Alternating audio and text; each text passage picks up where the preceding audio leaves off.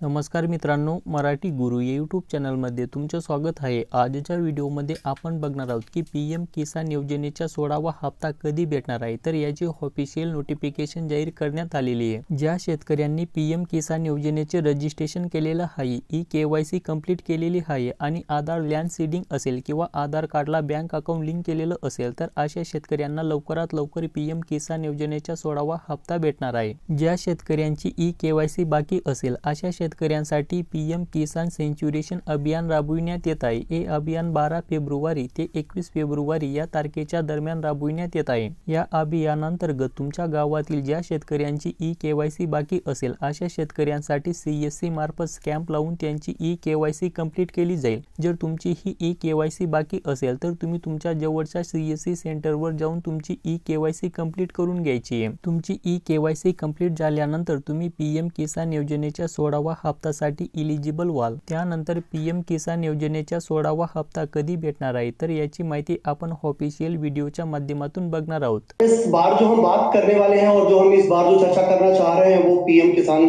सम्मान निधि योजना को लेके, और इस चर्चा में शामिल हो रहे हैं हमारे साथ श्री मनोज कुमार गुप्ता सर, जो कि एडवाइजर हैं agriculture end farmer welfare department.